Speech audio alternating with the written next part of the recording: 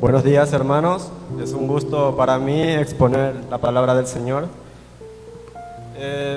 Hemos experimentado dolor. Yo estoy seguro de eso, todos. El dolor es parte de nuestra vida y vendrá de muchas maneras, a través de pruebas, tropiezos, pérdidas de seres que amamos. Es inevitable. Pero responder correctamente al dolor es posible. Y hacerlo traerá gloria a nuestro Señor. ¿Y qué mejor manera de hacerlo siguiendo el ejemplo de nuestro Señor Jesucristo, que experimentó un gran dolor cuando fue crucificado?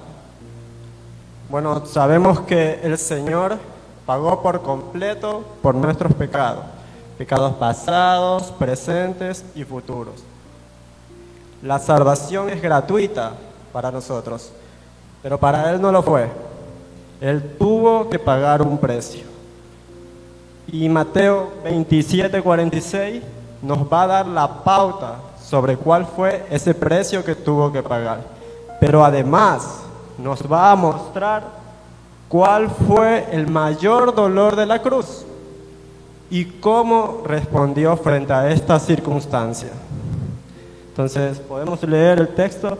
Cerca de la hora novena, Jesús clamó a gran voz diciendo: Elí, Elí, lama sabactani.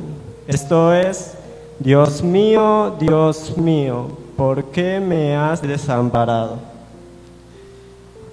Bueno, podemos ver que el Señor Jesús estaba clamando a gran voz, con un grito de desesperación. Estaba angustiado el Señor. Y por el contexto, sabemos que Él había experimentado una serie de acontecimientos. Había sido golpeado fuertemente por los soldados romanos, recibió burla, desprecio, insultos. Y es importante tener en cuenta esto, porque podemos llegar a creer que su clamor fue causado por estos acontecimientos. Sin embargo, por la hora en que se registra el texto, nos da a entender que el Señor ya había pasado cerca de 6 horas colgado en la cruz. Y no fue hasta que cerca de las 3 de la tarde, cuando ya estaba a punto de morir, que el Señor dice esto. O sea, no hay duda que el Señor experimentó un gran dolor. Pero este dolor fue causado porque Dios, el Padre, lo abandonó, tal como lo afirma este versículo. Dios mío, ¿por qué me has desamparado? Dios el Padre le dio la espalda. ¿Por qué? Bueno, hay 2 versículos que nos pueden ayudar a entender esto. Segunda de Corintios 5:21 nos enseña que nuestro Señor llegó a ser pecado. Dice el texto: al que no conoció pecado, por nosotros lo hizo pecado. Hubo una transacción. Nuestro pecado fue puesto a su cuenta para que Él los pagara como si Él los hubiera cometido. Gálatas 3:13 dice que Cristo nos redimió de la maldición de la ley, hecho por nosotros maldición, porque está escrito: maldito todo el que es colgado en un madero.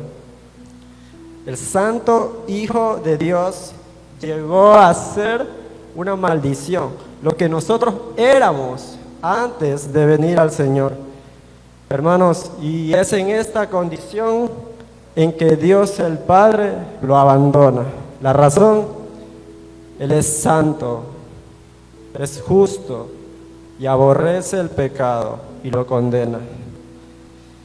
El Señor Jesús soportó la ira y el dolor del abandono. En otras palabras, Él soportó el sufrimiento del infierno que nosotros merecemos. El abandono significa que la comunión perfecta de Dios fue interrumpida temporalmente. El Padre, el Hijo y el Espíritu Santo habían disfrutado de una comunión perfecta. Y el Señor Jesús fue desconectado de esta comunión con un objetivo, para poder conectarnos a una comunión con Él que dura para siempre. Qué hermoso. A Él le dolió amargamente esto, pero era necesario para hacer posible el perdón y llegar a ser lo que hoy somos, personas perdonadas, restauradas. Efesios 2:10 dice que somos su obra maestra, creada en Cristo Jesús. Entonces, sabemos el precio, sabemos el dolor, nos queda ver cómo el Señor respondió o cómo enfrentó esta circunstancia.